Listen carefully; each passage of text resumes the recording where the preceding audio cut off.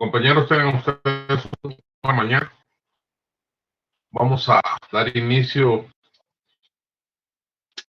a la 8ª semana de el curso de medicina forense con un tema que es de primordial importancia, como lo son los accidentes automovilísticos. Solo voy a iniciar la grabación, compañeros, y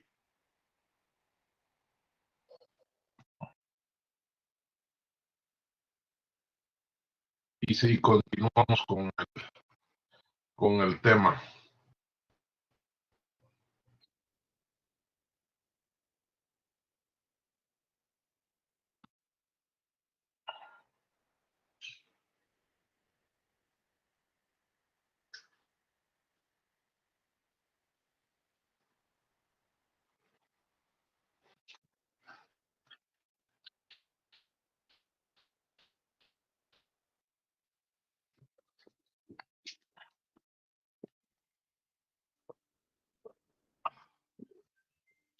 Bueno, hoy sí, entonces, compañeros, iniciamos con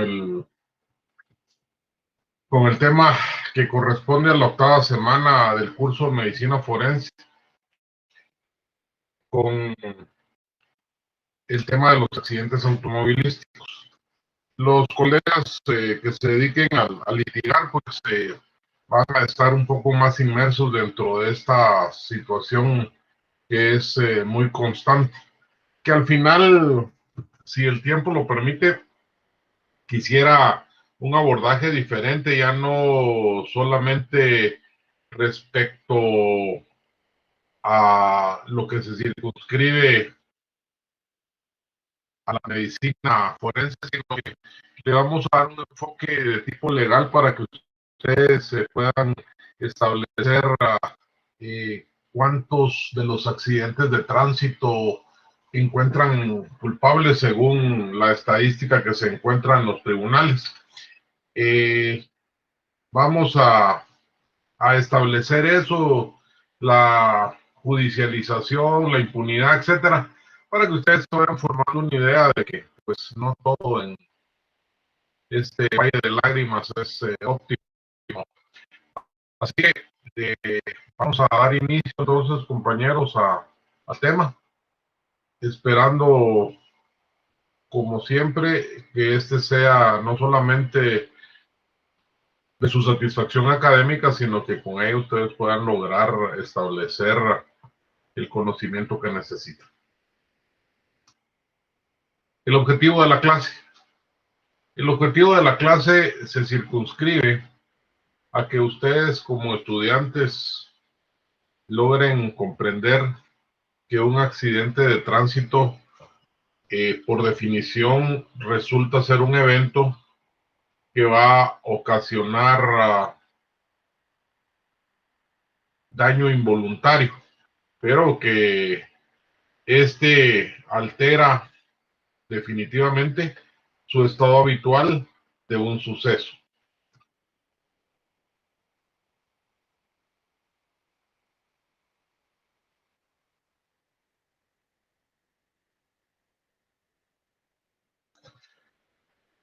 Los tipos de accidente de tránsito.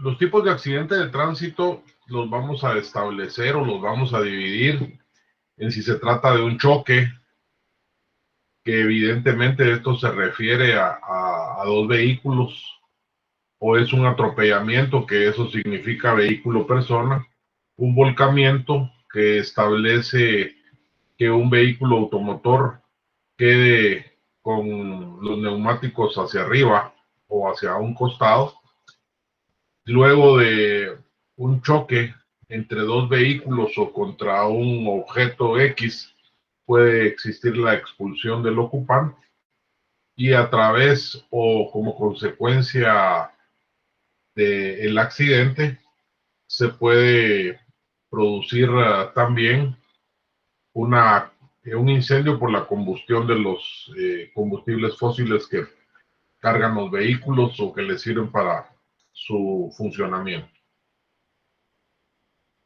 En sí, muchas características se pueden llevar a un accidente cuando ocurre.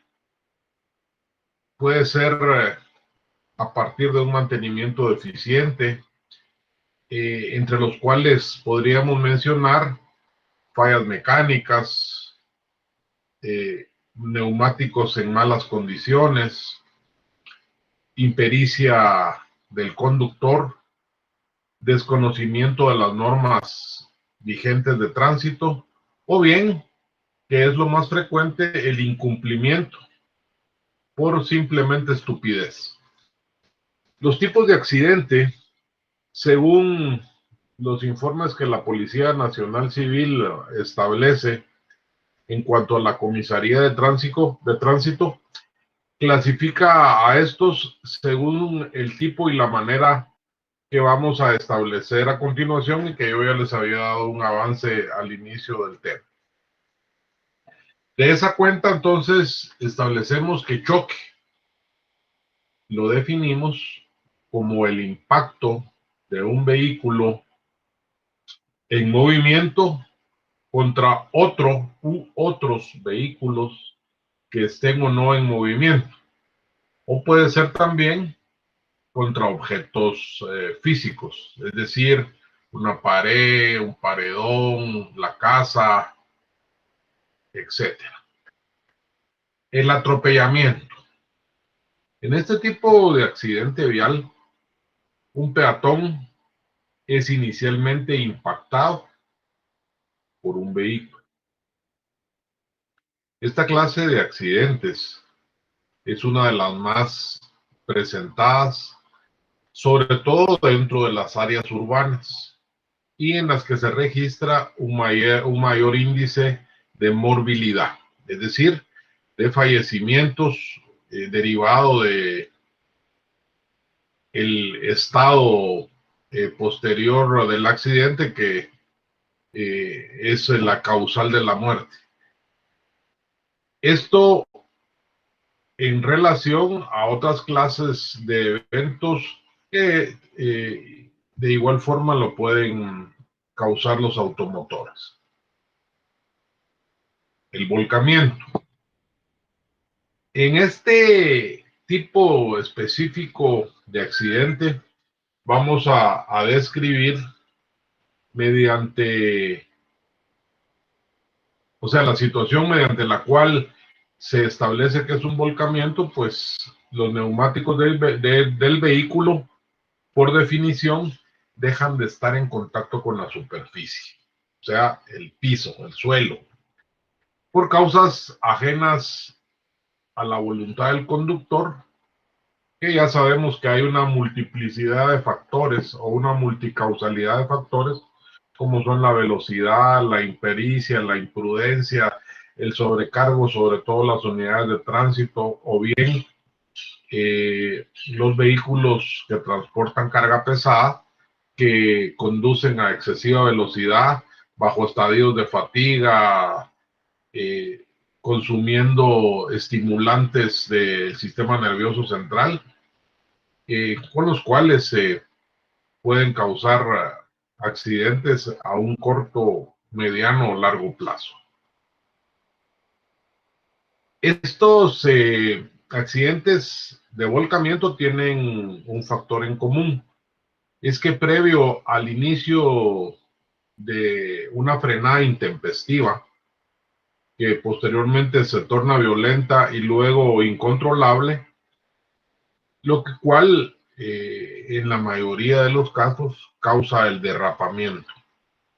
Esto sin mencionar factores como la lluvia, la nieve, la niebla y otra multiplicidad de factores que vamos a ver un poco más adelante. La expulsión del ocupante. En esta causal se produce cuando uno de los pasajeros pierde el equilibrio y al subir o bajar de un vehículo en movimiento se precipita hacia la vía, sin que ello haya generado o haya sido causa de un choque o un volcamiento. Esto, desafortunadamente, dentro de nuestra contextualización constante, diaria, permanente, es muy frecuente, derivado de que la educación vial de los conductores de los vehículos públicos pues es mínima o nula, diría yo. Pues no existe una escuela vial que sea supervisada por la Policía Nacional en cuanto a su departamento de tránsito, en la cual se le otorgue licencia de conducir tipo C a una persona que tenga las aptitudes y el conocimiento de los reglamentos de tránsito y además posea un mínimo de cortesía hacia los ciudadanos porque no está cargando semovientes sino seres humanos. Luego, el incendio.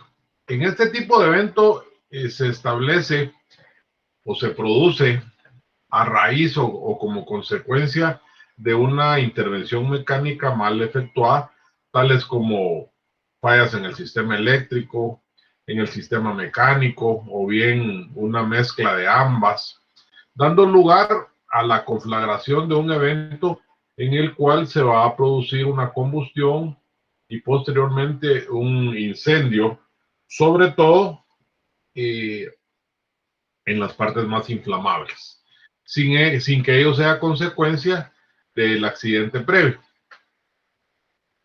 Son los accidentes que no se enmarcan dentro de las descritas, tales como eventos en el cual las llantas del vehículo expulsa una piedra, que esto frecuentemente se da en carretera, o bien otro objeto que se encuentra en la misma, el cual va a generar daños en el windshield y posteriormente lesiones en las personas y los vehículos que vienen en el sentido posterior,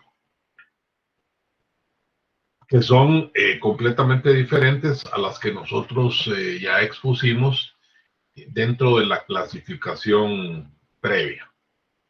La escala de gravedad en cuanto a la magnitud de los accidentes de tránsito la podemos clasificar dependiendo del tipo de daños causados en el accidente, teniendo en cuenta la gravedad de los mismos. Es decir, si solo existen daños materiales, se establece que es un accidente cuando se produce únicamente perjuicios de origen material, donde no hay personas heridas o bien mutiladas o fallecidas. Cuando existen heridos dentro de un evento de tránsito, con este tipo de lesionados, en el caso en el que el accidente además produce lesiones, daños materiales. Entonces, este accidente de tránsito, donde ya hay heridos, por lo general debe brindarse no solamente la asistencia médica a las víctimas, sino la asistencia técnica a los vehículos, que por ley deben de ser inmovilizados de manera inmediata y ser conducidos a donde corresponde. Cuando existen muertos, estos se presentan en un mix con daños materiales. Es el accidente que nadie quiere tener. Y entonces es recomendable que de inmediato se solicite la presencia de un abogado para brindarle a la víctima y victimarios la asistencia jurídica necesaria en el hecho de los acontecimientos.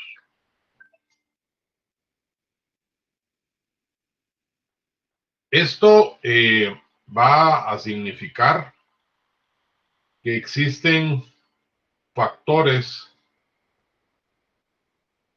que predisponen un accidente de tránsito.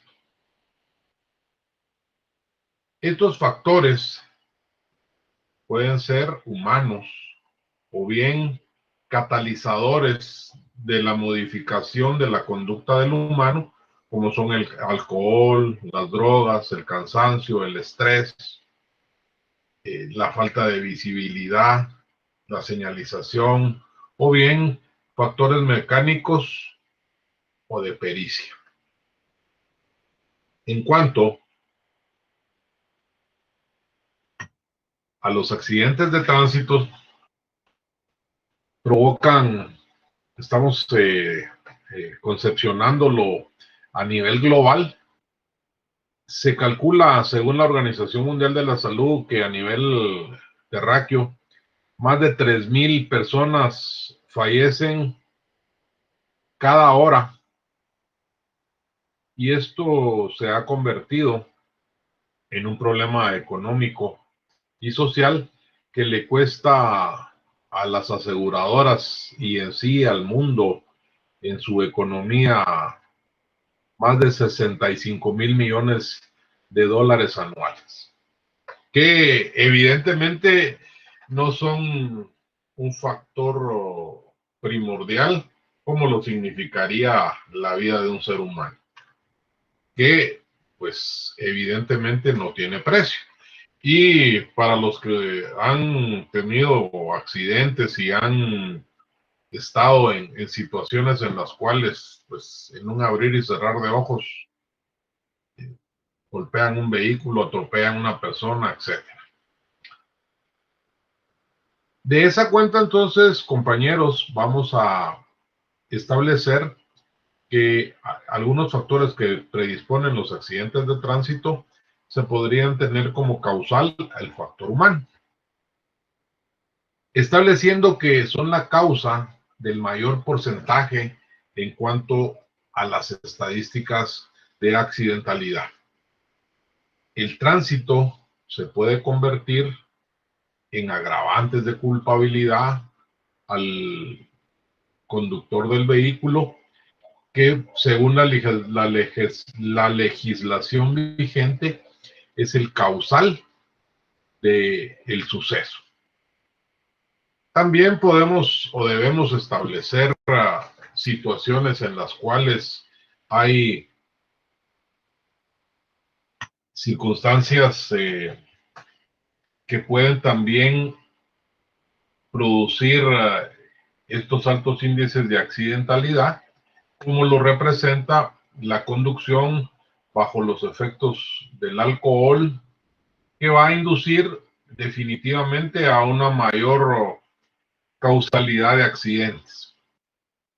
También puede ser medicamentos que producen sueño y disminuyen los reflejos, el cansancio, el estrés, la fatiga. Pueden ser otros factores o un cúmulo de ellos que establecen un índice grande en cuanto a la accidentalidad vial. No podemos soslayar de mencionar también el consumo de estupefacientes, pues evidentemente, como toda droga, tiene un periodo de euforia y un periodo depresivo en el cual va a disminuir no solamente la capacidad de reacción, sino la capacidad de discernir entre los límites de riesgo y la estupidez. Ante cualquier imprevisto, podemos establecer de esta manera maniobras violentas, imprudentes, en la cual se puede notar la impericia o la negligencia, con una notada, con factores connotados de omisión de parte del conductor, que son sin duda alguna factores que van a coadyuvar para que esta accidentalidad se incremente. De igual forma, conducirse en contra de la vía, en contrasentido, en contra de las señales de tránsito, para adelantarse en una cola, para, como sucede con nosotros, que yo me creo más listo que el resto, porque en vez de hacer la fila que todos están haciendo respetuosamente, yo me adelanto a todos de manera imprudente, en la cual puedo causar yo un accidente o provocarle a otro un percance. Estos factores relevantes para los accidentes vehiculares. Como les mencionaba, desafortunadamente estos son situaciones que se desarrollan de manera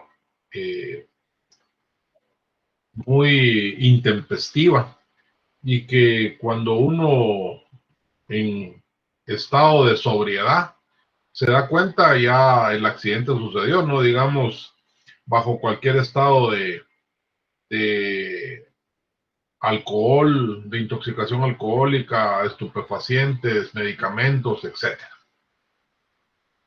En cuanto a los factores predisponentes que se circunscriben a la señalización, podemos mencionar los más frecuentes, los más comunes y los más clásicos dentro de nuestra sociedad vial maleducada, que la más frecuente es atravesar un semáforo en amarillo o en rojo, o ya totalmente en rojo, y desobedecer las señales de tránsito. Me refiero a totalmente en rojo, no cuando el momento de transición entre la precaución, que es el amarillo, y empieza o se coloca el rojo, sino cuando el rojo ya está y la gente, pues de igual manera, la prisa, la insensatez y no previendo ni evaluando los resultados que pueden tener con, con los causales que puedan afectar a sus congéneres que van conduciendo de igual manera. Esto simplemente es el desobedecimiento de un reglamento que está establecido para un ordenamiento vehicular, y el incumplimiento pues debe tipificarse como un delito. Circular en un carril contrario, rebasar en curva, cambiar intempestivamente de carril sin colocar las luces direccionales, conducir a exceso de velocidad, son múltiples factores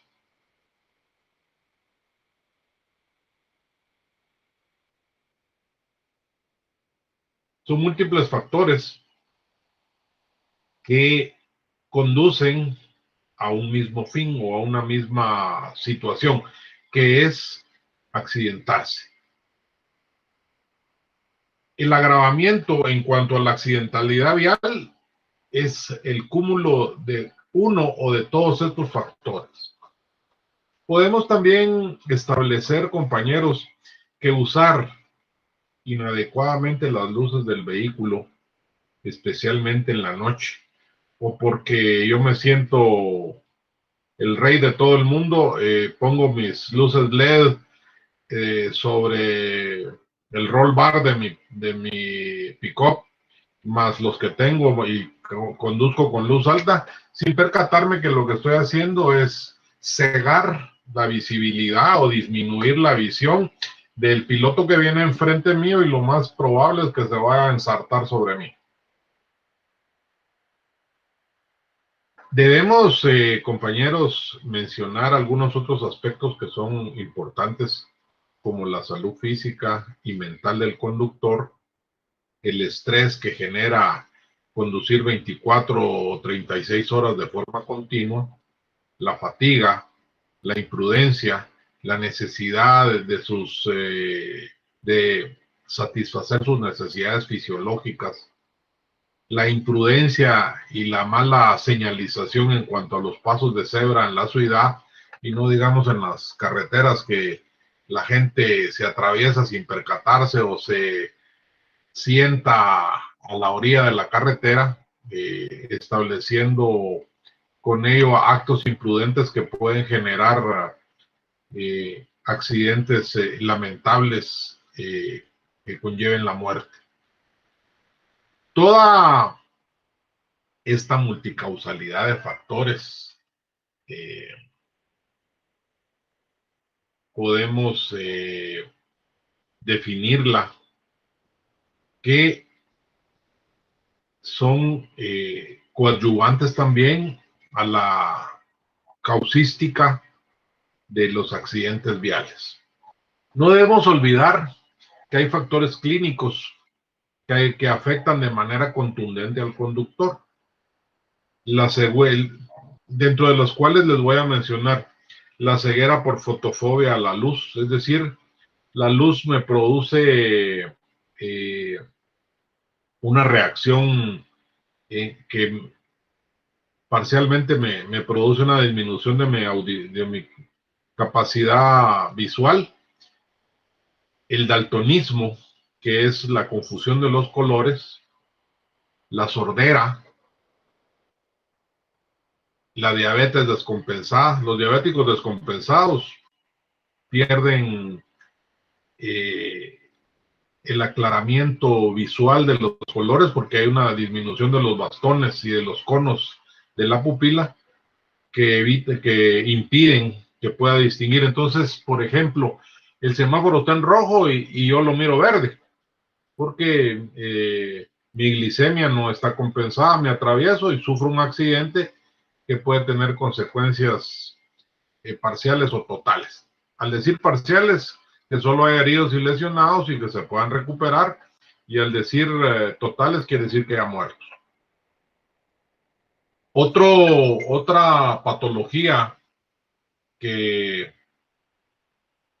debemos establecer es la epilepsia. Estos son algunos de los factores que pueden incidir en un accidente de tránsito. También pueden producir factores de accidentalidad, por lo cual les manifestaba yo al inicio del tema que previo a otorgarse una licencia de conducir, el sujeto en mención debe de hacerse los exámenes donde lo establezca la autoridad competente.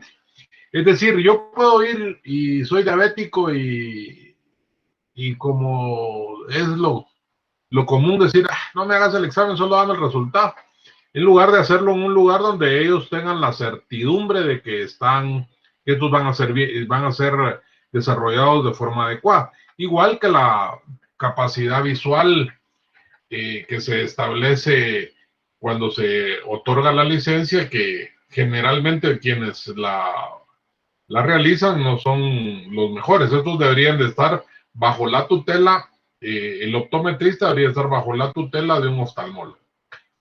En los países desarrollados son muy respetuosos y muy rigurosos, que es lo correcto, para otorgar un permiso para conducir derivado de la multicausalidad de factores que llevan a poder tener un proceso de accidente. Debemos también, además de tener previo a otorgar la licencia de tránsito de conducción, se debe de solicitar una evaluación clínica que debería de hacerse dentro de las instalaciones donde se va a otorgar el documento respectivo. No llevar el certificado porque en la mayoría de los casos podrían ser de complacencia. También debemos tener en cuenta que existen factores como por ejemplo, yo con tal de que no me vean por fuera del vehículo, mando a polarizar y le pongo el más oscuro. Naturalmente en el día pues no hay mucho problema. En la noche es cuando la visibilidad y la agudeza visual disminuye y esto me podría causar un accidente. No debemos, perdón, no debemos olvidar, compañeros, que uno de nuestros gravísimos problemas urbanos y rurales es que la señalización no es lo mejor. De esa forma, entonces, va a afectar de una manera contundente el efecto del ordenamiento del parque vehicular que debe de existir desde el punto de vista de la vialidad. Los peatones que cruzan en lugares inadecuados no solamente deben de cruzar donde existen las señales de cebra, para que independientemente si hay semáforo y está en verde o en rojo, el vehículo se detenga, como hacen en los países desarrollados, en los que un peatón va a pasar el paso de cebra e independientemente de cómo está el semáforo, los vehículos se deben de detener a una distancia de medio metro de donde inicia el pintado del paso de cebra, no sobre el paso de cebra como hacemos generalmente en este país. En los países desarrollados es una multa la primera infracción de esta naturaleza y la segunda infracción se le retira la licencia de conducir de manera definitiva. Es decir, solo con este tipo de sanciones drásticas, aunque algunos podrían pensar que se está criminalizando el derecho en cuanto a soslayarme el mío de la no conducción, pero probablemente está comprobado que es la única forma de poder llegar a resultados óptimos en cuanto a este tipo de circunstancias.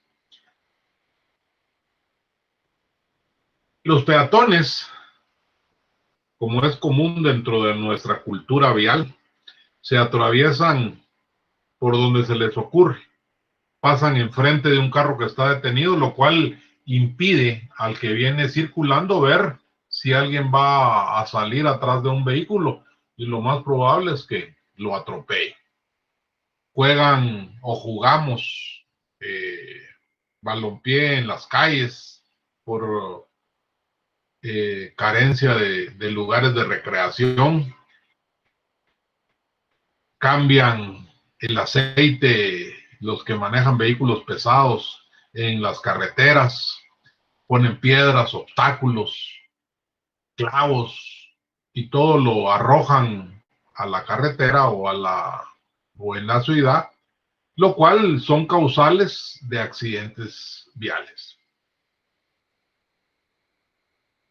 En cuanto a un factor que es muy importante, como lo consideramos el factor mecánico, los vehículos en condiciones no adecuadas para su operación, iniciando por el sistema de frenos, el sistema eléctrico, de dirección, la suspensión, por falta de mantenimiento, como sucede con los vehículos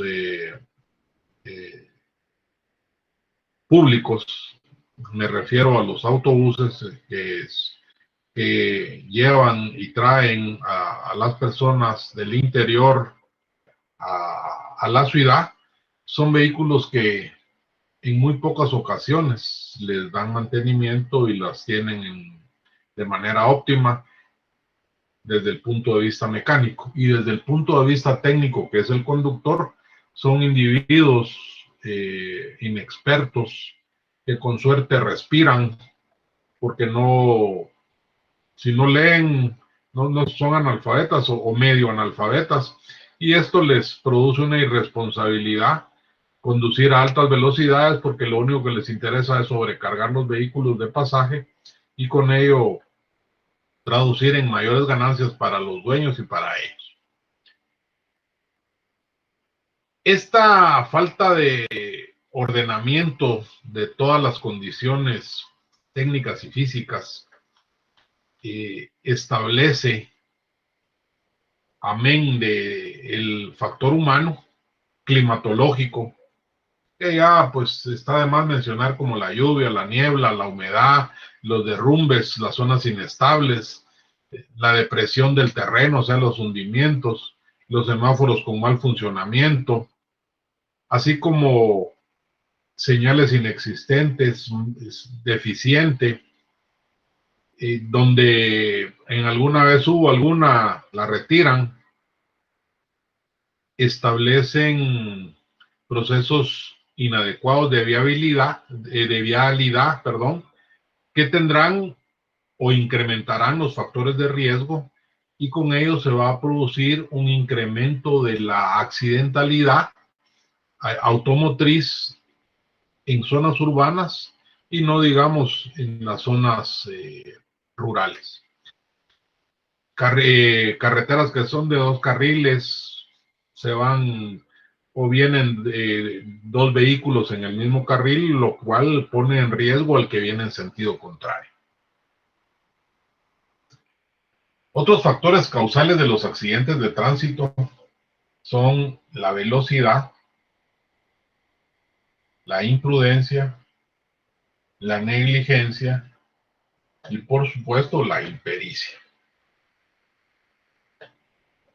De acuerdo a los estudios que tiene para tal efecto la Organización Mundial de la Salud, en los últimos 5 años, excepto el 2020, porque por sus características sui generis de la pandemia, pues cambió rotundamente esta situación. Establecemos en el último quinquenio del 2015 al 2019, en la mayoría de los países latinoamericanos, anualmente se ha establecido que la velocidad inapropiada es una causa de los accidentes automovilísticos. Y en muchos de ellos el exceso de velocidad pues es el factor principal de desenlaces fatales. Las leyes de la naturaleza nos demuestran que a mayor velocidad el vehículo necesitará, evidentemente por cuestiones básicas de física cuántica, un mayor espacio para poderse detener. En cuanto a la cantidad de variables reguladoras de la velocidad apropiada, debe de ser en razón, debe de establecerse por la razón y sobre todo por la prudencia. Cuando un vehículo inicia su marcha, desarrolla lo que se conoce como energía cinética, que a su vez se mantiene ya que el vehículo continúa rodando, incluso cuando se ha quitado el pie del acelerador. Esta energía cinética hace o se hace mayor o más grande y incrementa la velocidad del objeto que se encuentra en movimiento. Esto para establecer algunas características de la física para que ustedes lo tengan en cuenta. En realidad, esta variación está en función al cuadrado de la velocidad que en el momento se desarrollaba. Esto significa que si la velocidad se dobla, por ejemplo, vamos a 20 kilómetros por hora, la velocidad del vehículo se cuadruplica. Es decir, entre más velozmente conduzcamos, la velocidad se va a ir cuadruplicando y definitivamente por frenos ABS y última tecnología que tengamos, necesitamos un espacio mayor para que al frenar de manera brusca el vehículo por la energía cinética se logre detener sin que cause ningún tipo de perjuicio. También debemos mencionar la imprudencia, que indica obrar con indebida audacia o bien con ligereza. Cuando nosotros realizamos este tipo o violamos o soslayamos este tipo de actos que las reglas de la prudencia indican no hacer, como por ejemplo conducir un vehículo en estado de ebriedad, bajo efectos de drogas, medicamentos, vamos a sentirnos desinhibidos, lo cual su característica principal es imprimir una velocidad que transgrede los límites establecidos al vehículo, infringiendo no solamente las leyes de la naturaleza, sino la ley de tránsito vigente. O bien, cuando se va en un transporte público y pues, las características de nuestra urbe, siempre los vehículos pasan llenos, repletos, completos, pero yo necesito llegar a mi destino y entonces me voy en el estribo, poniendo en riesgo mi vida y comprometiendo a otro tipo de sujetos que van conduciendo alrededor. O bien, cuando la capacidad de un vehículo público tiene 40 gentes, 20 sentadas y 20 de pie, yo le meto 100. Esto es uno de muchos actos que se realizan sin reflexión, sin conciencia y sobre todo con un total irrespeto a la vida humana, lo cual conduce a accidentes lamentables, irreparables, que van a tener como efecto secundario el cementerio y una demanda penal. La negligencia. En este tipo de situaciones se puede considerar como un descuido, omisión o bien indiferencia por el acto que realizan, un desprecio total y absoluto de la vida, como lo es, por ejemplo, conducir un vehículo automotor con las características que les voy a mencionar, sin pasar revisiones mecánicas, desde las más elementales que se consideran los neumáticos, el sistema de frenos y el sistema eléctrico,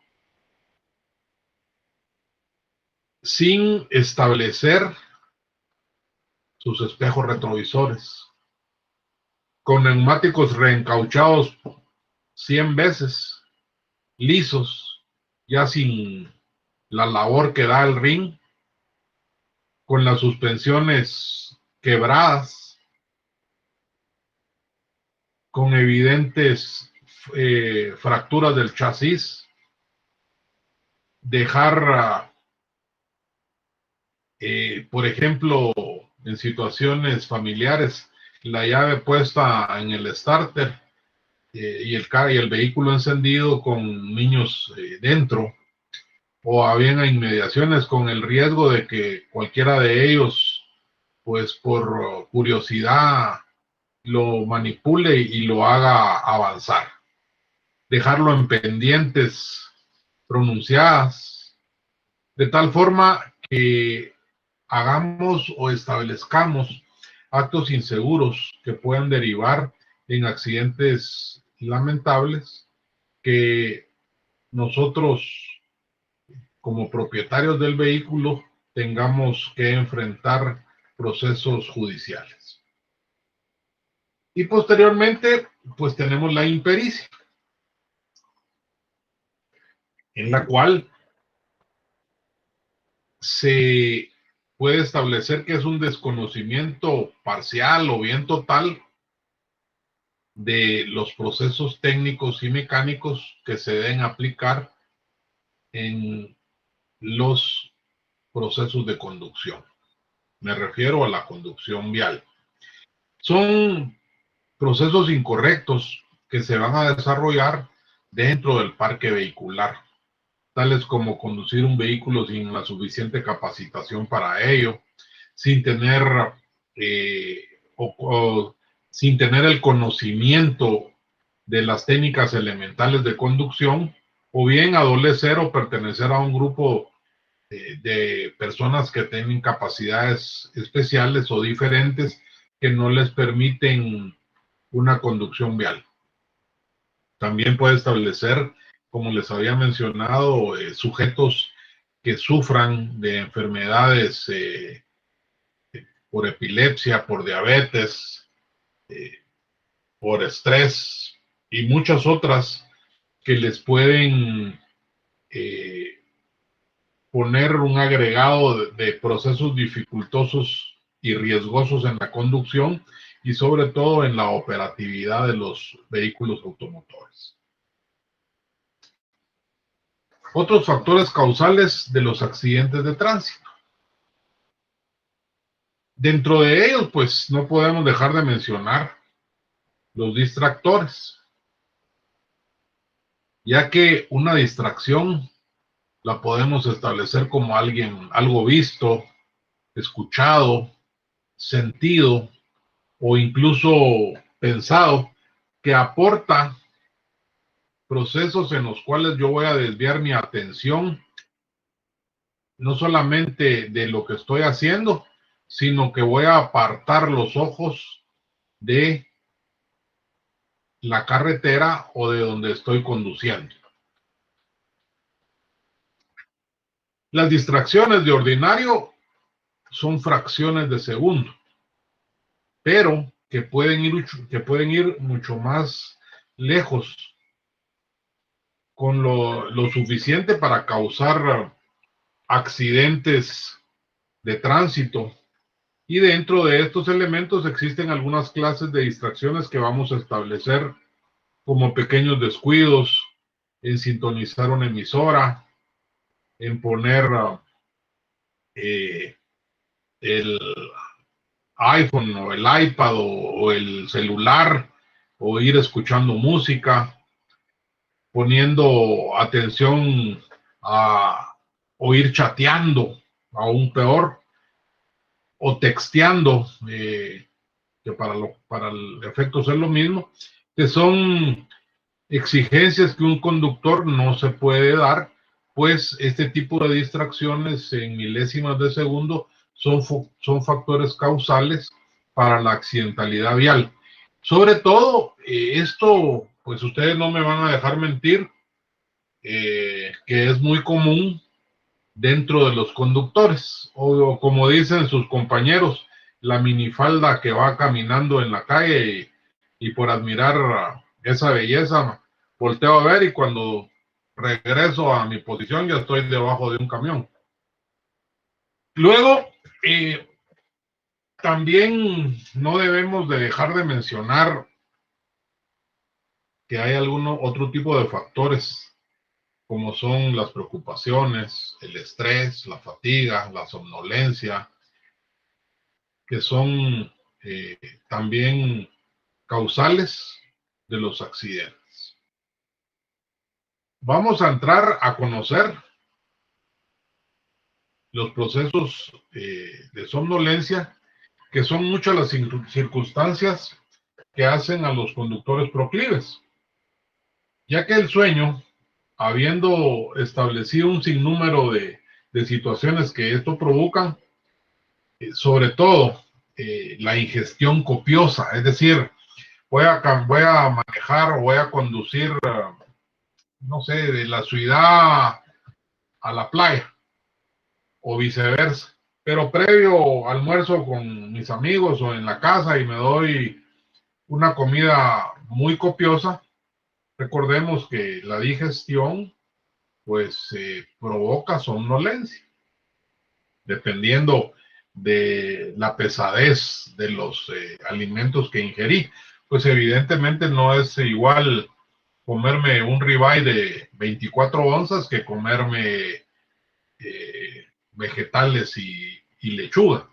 Pues la digestión es mucho más simple y nuestro sistema digestivo no va a pedir aportes de sangre y que el corazón siga bombeando con mayor fuerza para que yo acelere el proceso de digestión. Aunado a ello, los aperitivos que no faltan en la buena mesa y el alcohol también tiende a provocar somnolencia. De esa misma cuenta, conducir largos periodos solo, en silencio, me va a provocar un estado de relajación y esto mismo va a inducir a que aparezca el sueño. Si la estadía se prolonga en el asiento como conductor, sobre todo los conductores de vehículos pesados, de transporte colectivo, cuyas jornadas laborales en el transporte colectivo pues frisan de 12 a 16 horas diarias continuas, donde sabemos que pues los sillones no son ergonómicos ni confortables, aunado al cansancio, la fatiga, al estrés que produce la vialidad o el parque vehicular. Estos estadios nos van a provocar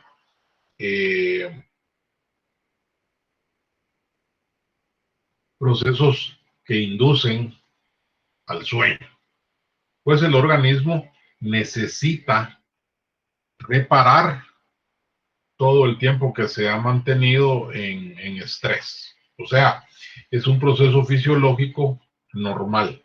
Si yo estuviera en mi casa, pero cuando voy conduciendo con 30 gentes arriba o yo solo, tengo una responsabilidad que no debo de soslayar. El alcohol. La alcoholemia. Esto, como ustedes ya lo saben, es una prueba que se hace,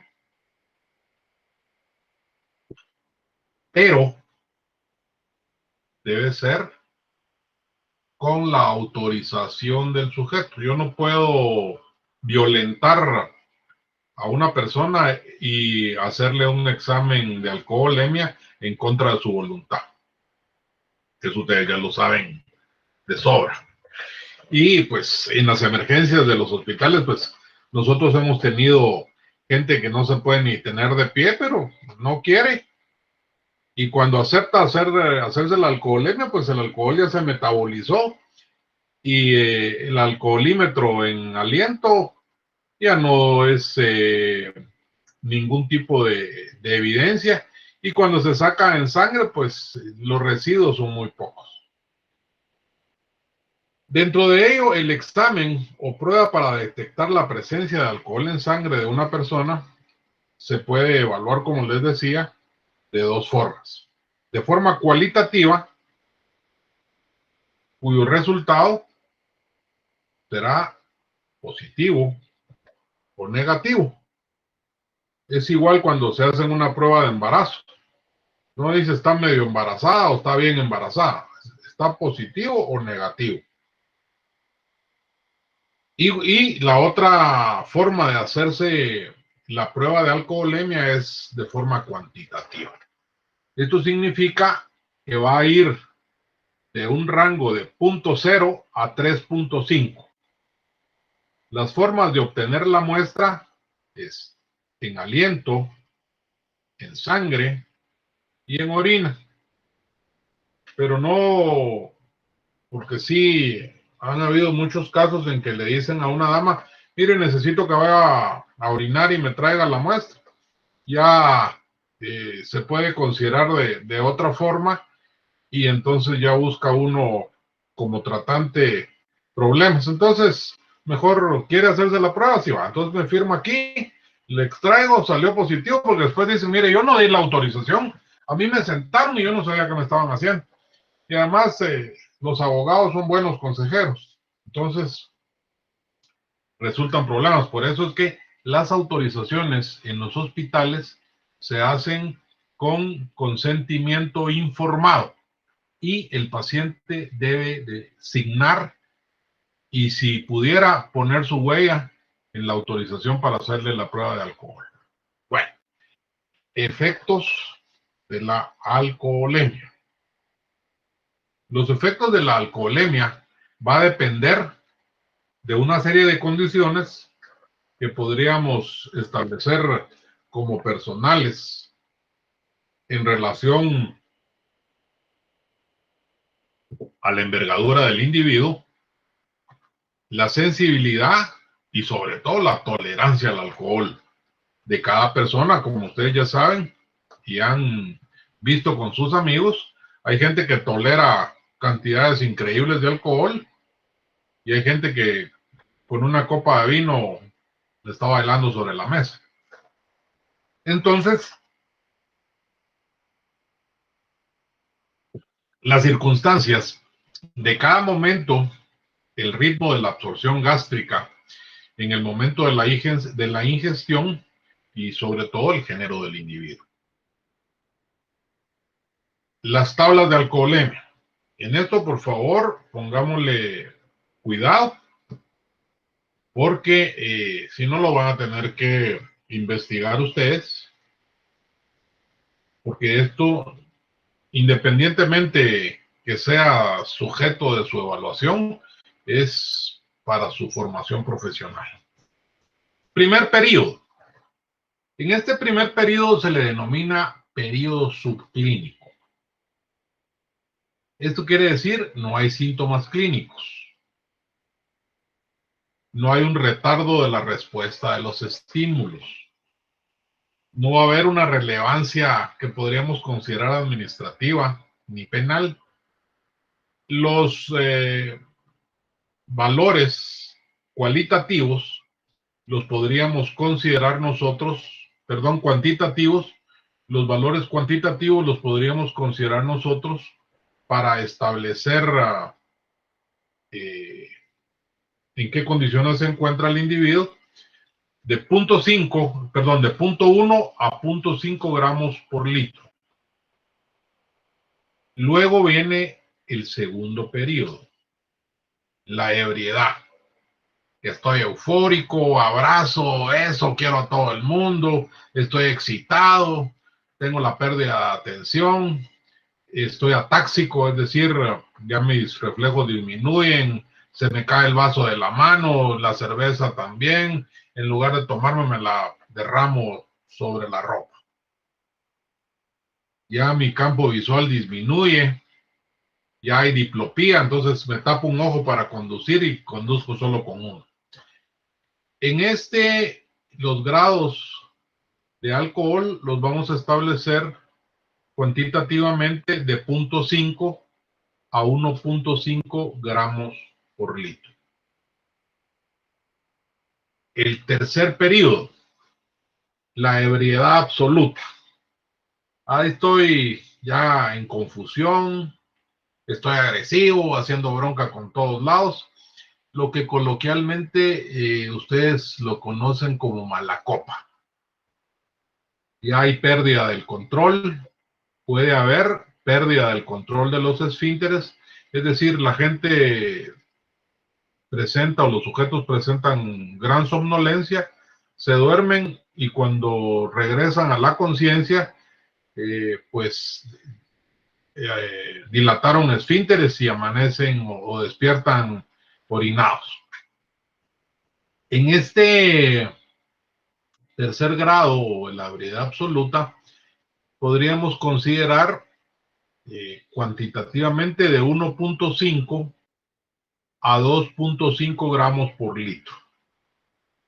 Existe un cuarto periodo que es una grave alteración de la conciencia en la cual hay estupor, apatía, coma, estoy descoordinado en cuanto a mi aspecto muscular, atáxico,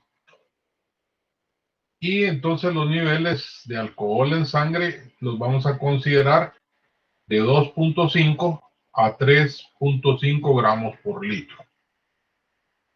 Y aún existe un periodo más crítico que pues ya pone en una buena parte en riesgo la vida de la gente, que es el coma etílico, en el cual, como les decía, ya hay un riesgo de muerte por un paro respiratorio, una afección hepática o bien intestinal, y los niveles cuantitativos de alcohol se van a considerar de 3.5 a más gramos por litro. La moraleja: tómese 2 tragos si no aguanta. Si no aguanta, no se tome ni uno. Las fases del atropellamiento. Las fases del atropellamiento, compañeros, van a constituir uno de los mayores problemas en las urbes metropolitanas. Esto, pues, evidentemente es de mayor incidencia en los países de primer mundo. Sin embargo, ya en países del tercer mundo como nosotros, ya es un problema desde el punto de vista de salud pública. Esto, en cuanto a aspectos inherentes a la medicina legal. Compañeros, no puedo regresar las diapositivas y decirles qué pasó con el primero, porque si no nos dan las 10 y no terminamos. Si alguien tiene dudas, sin ningún problema, me escriben al chat y cuando terminemos la clase yo con mucho gusto les aclaro sus dudas. O bien me dicen ustedes, mire, denos un tiempecito de las 5 a las 6 y entonces ahí les escribo lo que necesiten, porque si no, no vamos a terminar. Y además me hacen perder el rollo a mí aquí. Estos eventos en cuanto a la accidentalidad vial, como habíamos establecido, son generalmente de tipo involuntario, que va a generar un vehículo en movimiento, que es el causal de los daños a las personas y a los bienes involucrados, que igualmente va a afectar la normalidad de la circulación del parque vehicular en las diferentes vías circunspectas al suceso. Dentro de eso podemos establecer divisiones. El atropellamiento, que por definición es el acto que tiene o que hace especial alusión a empujar o bien a chocar con alguien o algo y actuar sin respeto. Esto se puede establecer que sea realizar realizar una acción de manera precipitada, irresponsable y de una manera irracional. El choque o impacto se le denomina así al encuentro entre la víctima y el vehículo, el cual puede ser único o múltiple en un breve espacio de tiempo, lo cual va a ocasionar golpes, traumas sucesivos en diversas partes de la anatomía humana y del vehículo, y así podemos apreciar una subfase de impacto primario, el cual va a corresponder específicamente al golpe que el vehículo asesta al peatón, localizándose en la mitad inferior del cuerpo. Es decir, generalmente el golpe es con el bumper y lo pego en los miembros inferiores dependiendo de la velocidad, va a provocar un efecto de catapulta y el sujeto puede pasar encima de la concha del vehículo o del capó del vehículo. Este sitio de los miembros inferiores, como les comentaba, es el más frecuente, en el cual se van a apreciar, dependiendo de la velocidad y el tamaño del vehículo. No es igual que los golpee un Maruti que los golpee una camioneta de transporte urbano. Si es un vehículo, dependiendo de la envergadura del vehículo, puede provocar hematomas, equimosis, heridas contusas, fracturas, que pueden ser por el lugar de donde es el trauma, transversas u oblicuas. Pueden ser cerradas o abiertas. Generalmente tibia, peroné y fémur. Cuando hablamos de fracturas abiertas, significa que el hueso tiene una exposición sobre la piel. O sea, un fragmento del hueso rompe o desgarra los músculos de la piel y sale. Cuando es una fractura cerrada, es una fractura que se queda dentro de la cavidad, o sea, dentro del sistema muscular del miembro inferior. La subfase del impacto secundario. Esto corresponde al golpe que el peatón le da al vehículo y se localiza generalmente en los windshield, en el capó, en los faros delanteros, con lo cual va a producir lesiones en la mitad superior del cuerpo del sujeto, es decir, de la cadera hacia la cabeza. La proyección.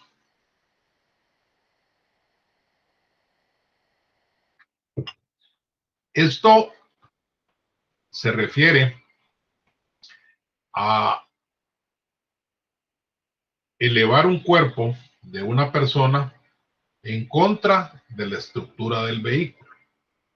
La víctima generalmente es lanzada hacia adelante o bien van a rotar en su centro de gravedad.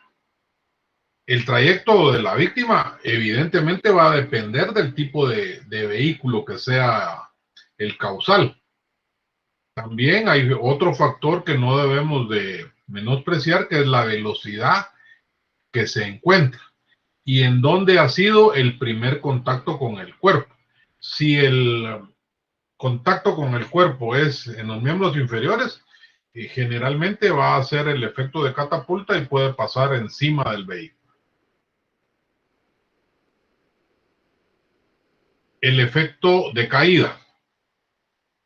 Este efecto de caída es el que deriva del movimiento al piso de la víctima como un proceso de factor de aceleración, el cual se va a apreciar de una forma más evidente, lesiones por contusión, fracturas de cráneo, golpes y contragolpes, pues posiblemente el cuerpo, además de ser lanzado violentamente por el vehículo, va a causar un rebote con la superficie, lo cual le va a provocar un contragolpe.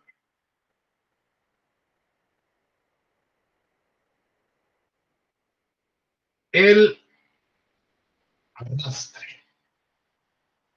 Esto es un producto, compañeros, de la tracción, no atracción, tracción, fricción del cuerpo sobre la cinta asfáltica o el pavimento, lo cual se va a relacionar con el impulso que el vehículo transmite a la víctima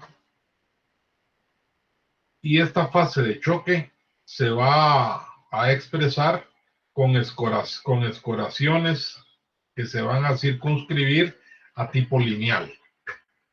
El aplastamiento y el machacamiento son el resultado del paso del vehículo, es decir, los neumáticos, sobre la víctima. Recordemos, compañeros, que esto es muy común, sobre todo en el atropellamiento de los motociclistas, en el cual se van a apreciar las lesiones por compresión, equimosis y fracturas multifragmentarias. Se denominan fracturas multifragmentarias porque la parte ósea se fractura en muchos fragmentos o pedazos. El traumatismo de los ocupantes del vehículo. Esto también es inherente y es muy común que las demandas en cuanto a estos tipos de accidentes, y sobre todo si hay seguro de por medio, se van a establecer de una manera detallada y minuciosa de parte de quien los evalúe en el momento de su recepción en una emergencia. De ahí radica la importancia de que todos los documentos médicos deben de ser llenados completamente y establecidos con fecha, hora y quién es el responsable de haber evaluado al paciente, su firma y su sello profesional. El conductor. La proyección contra el ángulo del marco del parabrisas y el marco de la puerta izquierda. Esos son los, dependiendo del lugar donde sea el impacto y si lleva colocado o no el cinturón de seguridad. ¿Cuáles son las lesiones más frecuentes? Fracturas expuestas de los miembros inferiores o superiores, múltiples escoriaciones y heridas por los fragmentos del cristal del windshield o de las puertas, el latigazo cervical, fracturas cervicales que dependiendo de la intensidad pueden causar la muerte. Pues ya les he dicho en alguna ocasión que nosotros las dos primeras vértebras cervicales son el axis y el atlas, y entre el axis y el atlas se encuentra la apófisis odontoides, que es una pequeña protuberancia que al fracturarse o lujarse produce una herniación de la amígdala cerebelosa y posteriormente un paro respiratorio y adiós. Puede producir también un esguince cervical, equimosis lineales, o sea, los famosos moretones que da el cinturón al contener al cuerpo. Traumatismos torácicos por el choque contra el volante, fracturas del esternón, contusiones del hemopericardio, múltiples fracturas costales, una ruptura hepática, una ruptura del vaso. Puede existir también la fractura del tercio distal de los antebrazos, la fractura de los huesos ilíacos, que son los de la cadera, fracturas de la cabeza del fémur o del tercio medio, y las fracturas del tobillo. El copiloto. Traumatismo de rodillas, fracturas de rótula, la porción distal del fémur. Pueden existir lesiones iguales a las que sufre el conductor. Los pasajeros que ocupan la parte posterior.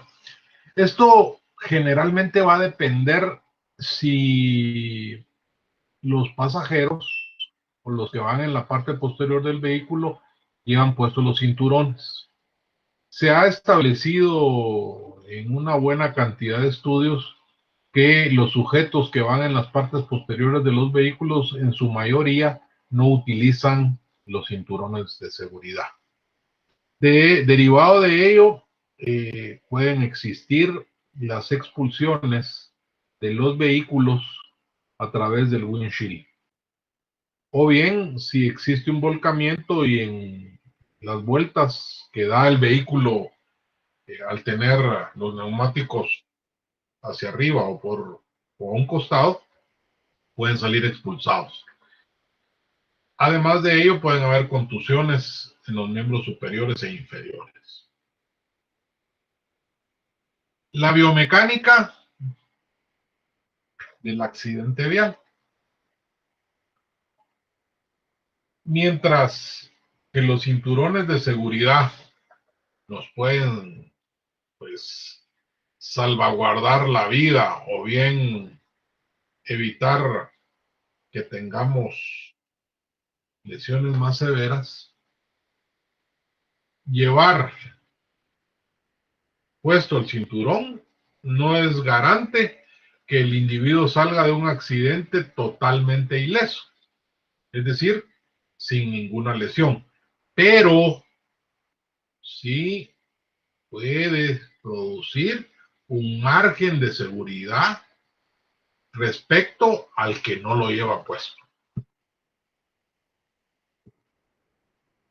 También no debemos de olvidar que en algunas ocasiones el cinturón de seguridad también es causal o responsable de las lesiones durante un accidente de tránsito, que a su vez el cuerpo queda inmovilizado cuando usa el cinturón y van a experimentar sacudidas repentinas y de fuerza que apuntan en diferentes direcciones, y podemos tener la posibilidad de un daño corporal, lo cual va a depender de la intensidad y de la magnitud de la fuerza con la que se produzca el accidente de tránsito. Este puede contribuir a la causalidad y al agravamiento de lesiones extensas de tipo corporal. Circunscribámonos a las características de las lesiones. Estas pueden ser equimóticas y traumáticas, o equimosis y golpes, que es lo mismo. En un accidente vial, el auto se detiene de inmediato y el cuerpo, pues, puede tener una posibilidad de aplastarse contra el cinturón, y esto puede causar grandes áreas equimóticas. En algunos tipos de accidente, los mismos son probablemente la lesión más común, pero esto resulta benigno e inocuo al trauma que podría causar colocarse el cinturón. En cuanto a las personas o a las damas que tienen las mamas prominentes, la única forma de colocarse el cinturón es en medio del ángulo que existe dentro de ambas, porque si se lo colocan en cualquiera de los bordes, ya no tendría la utilidad para la cual es destinado el cinturón. Es decir, debería de tratar de ubicar un cinturón quizá un poco menos ancho, que encaje dentro del ángulo del ángulo mamario, para que no vaya a tener o a lastimarse las mamas y tampoco vaya a fracturarse el esternón, pero que se pueda colocar en otra dirección que no sea la mitad del tórax sobre el esternón, pues carecería de función, porque solamente el de la cintura no evita que nosotros nos impulsemos por la fuerza o por la gravedad o por la fuerza de gravedad hacia adelante y luego regresemos. lo cual pone en riesgo nuestras cervicales. Las lesiones abdominales. Aun cuando esta área no es la más común a ser afectada por el cinturón, en ocasiones la presión del accidente puede afectar también la región abdominal y los órganos que se encuentran cercanos, pues los órganos sólidos son el hígado, el vaso, y los órganos huecos son el estómago y la parte del intestino delgado y del intestino grueso. Las lesiones torácicas, como le mencionaba la compañera ahí que tenía la duda sobre el busto prominente, el usar o no el cinturón de manera correcta puede hacer un daño muy grande, sobre todo el esternón y la parrilla costal. Cuando digo parrilla costal es a las costillas. La fuerza de retención del cinturón de seguridad puede tener el poder suficiente para fracturar no solamente el esternón, sino fracturas costales, que no solamente provocan un dolor muy fuerte, el cual pues debe ir regenerando la fractura y solidificándose de manera paulatina, lo cual, dependiendo de la edad del paciente, puede llevarse algunas semanas. Las lesiones en la bóveda craneana. Poner el cinturón detrás de la espalda o no llevarlo puesto puede hacer que la cabeza pues golpee directamente al volante y en el peor de los casos que pueda salir el sujeto proyectado a través del windshield al exterior del auto, en el cual no solamente el trauma, sino el rebote o el regolpe que puede sufrir el individuo al caer a la cinta asfáltica o bien ser atropellado por otro vehículo. Las lesiones que se causan en los hombros. Este puede llegar a ser la lesión más común y más probable por parte del cinturón, al ser este el lugar por donde debe de ponerse el cinturón. Con esto, estimados compañeros, llegamos al final del tema del día de hoy. Les voy a mostrar las preguntas para que ustedes puedan tomarle el screenshot y de igual forma poder tener conocimiento de las mismas, y de igual forma, si quieren o tienen tiempo de ver sus videos para que los puedan escuchar de forma adecuada, este es el link respectivo. Les quería compartir algunos datos que van a reflejar la gran cantidad de hechos de tránsito en el cual las sentencias condenatorias señaladas pues no llegan a ser lo que las víctimas esperan. Y la fuente de este estudio es la Unidad de Estudios Sociales de la PNC. Recordemos, compañeros, que en el artículo 5 del Código Procesal Penal establece los fines del proceso, en el cual el proceso penal tiene el objeto de la averiguación de un hecho señalado como delito o como falta, de tal forma que de las circunstancias que se deriven en que se pudo cometer el hecho, el establecimiento de la posible participación del sindicado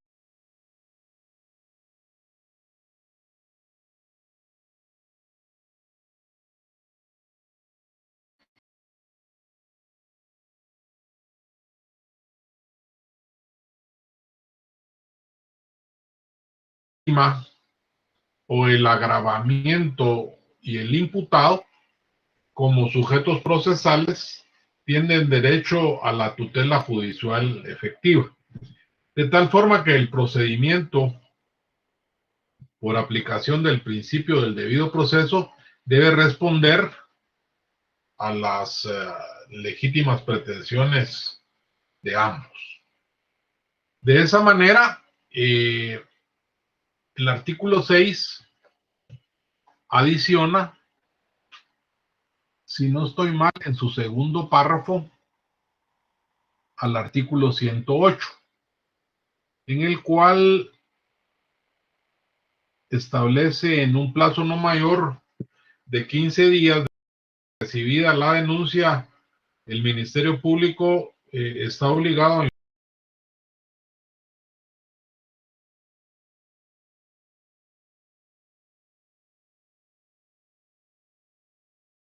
informar en dicho plazo, pues legalmente puede acudir al juez de paz para que éste de una forma más explícita requiera a donde corresponda en un tiempo, en un límite no mayor de 48 horas, para que el fiscal informe sobre los avances del proceso, y si el informe o la falta de este, entonces ya es el juez quien considera insuficiente la preparación de la acción penal y pues evidentemente va a ordenar al fiscal en que en un plazo no mayor de 30 días establezca un informe de los nuevos avances. Esto es en cuanto a materia penal. Sin embargo, cuando nos circunscribimos a la víctima, es importante que nosotros podamos establecer que en la mayoría de los casos, pues genera costos. Y si estos costos no están protegidos a través de un seguro, pues el sujeto se ve en la imposibilidad de costearlos o de cancelarlos, perdón. Y esto pues va a redundar en todos los problemas que se van a circunscribir. Los plazos en apoyo de la víctima, en mi opinión, sin ser un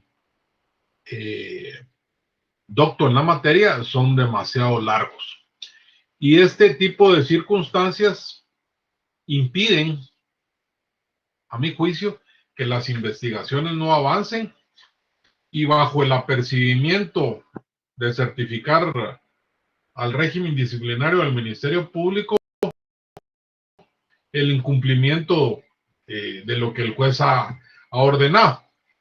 Y también no debemos de olvidarnos del artículo 6 que adiciona el 108 bis, en el cual establece las facultades que se circunscriben a que el Ministerio Público, al recibir la denuncia o bien el requerimiento judicial del informe, pueda pedir al juez de paz del lugar donde se cometió el hecho delictivo o presuntamente delictivo y practique actuaciones contenidas en las literales D del 552 bis del Código Procesal Penal. De esa cuenta, entonces, la solicitud del fiscal se va a circunscribir a una mera condición procesal para que el juez de paz pueda practicar las actuaciones que en ella se establece. Con esto, compañeros, llegamos al final del tema del día de hoy.